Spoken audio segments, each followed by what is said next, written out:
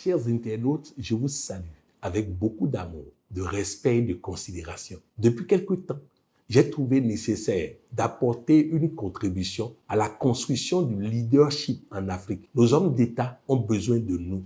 Or, si vous allez sur les plateaux et vous suivez les débats portent toujours sur le commentaire de ce qui est déjà fait, alors que nous devons éclairer nos hommes d'État par rapport à ce qui va venir par la suite. Dans le cadre du master en coaching intégral, j'étais en train de faire le cours sur les états du moi et je me suis rendu compte que la plupart de nos hommes d'État sont souvent dans l'état adulte, c'est-à-dire le raisonnement logique et froid. Progressivement, ils se détachent de la population parce qu'ils n'arrivent pas à activer leur état enfant. Chacun de nous a 3 états qui vivent en lui. Autrement dit, 3 personnes différentes qui vivent en lui. Il y a les parents qu'il a eus, qui sont une manière d'aborder les choses qu'il peut utiliser lorsque c'est bon de l'utiliser. Il y a l'enfant qu'il a été, qui est une personne en lui qu'il peut activer à tout moment. Et enfin, il y a l'adulte qu'il est devenu par les expériences qu'il a vécues. Trop sérieux, c'est adulte. Trop sérieux pour rire, c'est adulte. Trop sérieux pour s'amuser, c'est adulte.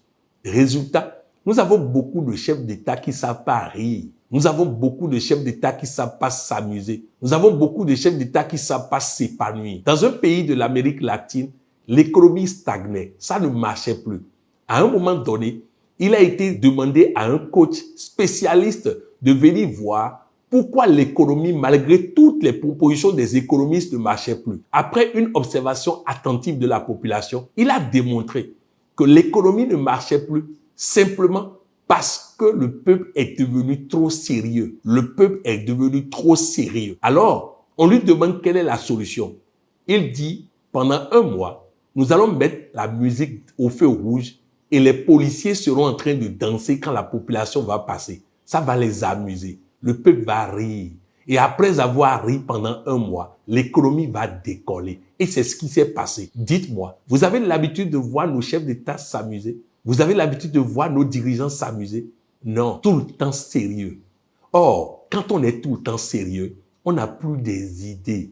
Les idées viennent dans l'amusement, dans l'humilité, dans la simplicité. Alors oui, nous devons aider non seulement nos dirigeants d'aujourd'hui, mais nos dirigeants de demain que vous êtes, à ne pas penser que pour réussir, on doit être tout le temps sérieux. Aujourd'hui, à l'association Fiat Monde, il y a plusieurs personnes qui ont tout mis dans les études et que nous sauvons grâce au coaching aujourd'hui parce qu'ils n'ont plus le réflexe de chercher un copain, de chercher une copine. Ils n'ont plus le réflexe de sortir, de se faire plaisir. Personnellement, j'étais ainsi aussi. Trop sérieux, toujours la mine renfroyée, pensant que le monde dépend de moi et de moi seul. Mais depuis que j'ai compris et que je prends du temps pour m'amuser, je prends du temps pour me faire plaisir. Avant, je faisais l'amour à la va-vite.